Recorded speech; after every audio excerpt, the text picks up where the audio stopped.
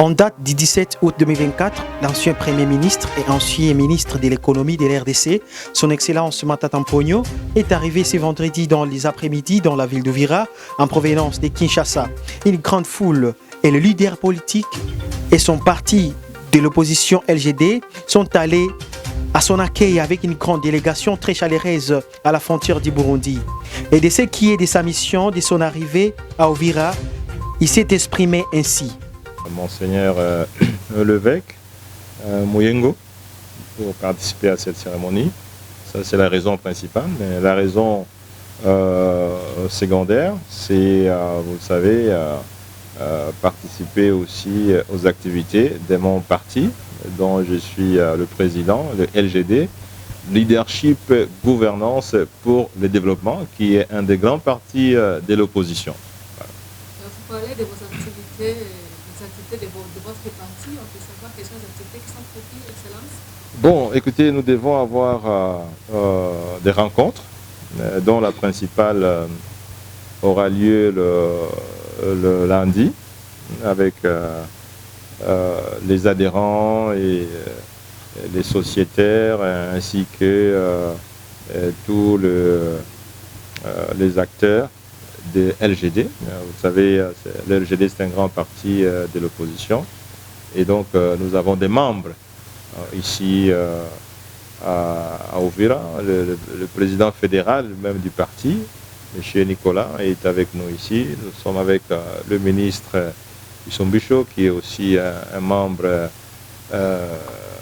fondateur du parti. Et donc, voilà, en marge des activités de la célébration, des festivités en rapport avec la béatification. Donc, il y a des activités du parti LGD. Vous savez, nous devrions arriver ici, mais le pouvoir nous avait interdit de venir ici pendant les élections et nous devions venir ici pour battre campagne pour nos candidats. Mais les pouvoirs politiques qui avaient peur de nous n'a pas voulu nous permettre d'arriver à Uvira. Excellence, les pouvoirs ne vous avaient pas donné l'opportunité, mais la population ouvriroise était prête pour vous accueillir. Maintenant, vous êtes là.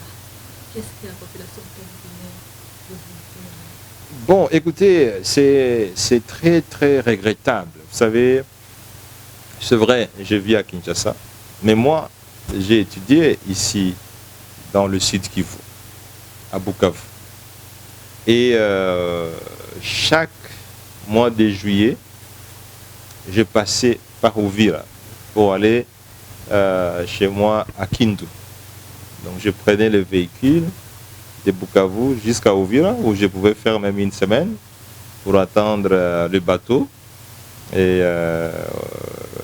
Ubundu pour aller à Kalemi, d'où je prenais le train. Donc je connais très bien cette ville, où je pouvais passer une semaine en train de manger le poisson, les mikebuka, et ainsi de suite. Et donc, je connais bien la ville, mais la ville s'est détériorée. La population s'est appauvrie. Regardez le port dans quel état il est. Les bateaux n'existent même plus. Et donc, nous sommes là pour dire à la population que la population ne peut pas continuer à s'appauvrir. La population ne peut pas continuer à vivre dans la misère. Il faut qu'il y ait un changement. Et le changement, c'est nous.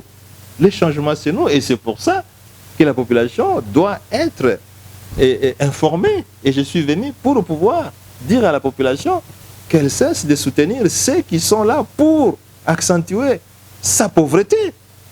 La population est trompée par des gens qui sont là juste pour l'appauvrir davantage. Et voilà pourquoi on nous avait refusé de venir ici.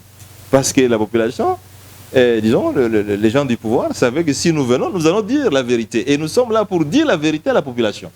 Excellence, peut-être pour terminer, Uvira, une ville que vous maîtrisez très bien, ouais, est aujourd'hui victime des inondations. Ouais. Peut-être un message d'espoir à l'endroit de ces milliers de familles qui sont aujourd'hui en aberration. Écoutez, nous soutenons cette population. Nous la soutenons totalement. Parce qu'elle est abandonnée, et il n'y a pas d'appui, et le gouvernement est là, mais le gouvernement ne soutient pas cette population. Il y a un gouvernement, il y a le ministère des Affaires sociales, justement, c'est pour pouvoir soutenir la population, mais ne pas soutenir. Deuxièmement, nous devons dénoncer l'absence de politiques de prévention, l'absence de politiques d'urbanisation. Et tout ça, c'est parce que le gouvernement a failli. Et la population doit savoir que pour éviter ce type de situation, elle doit pouvoir opter pour le changement.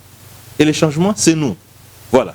Pour clore, M. Matata Mpogno a invité la population de se joindre à la cathédrale pour célébrer cette journée historique de martyrs.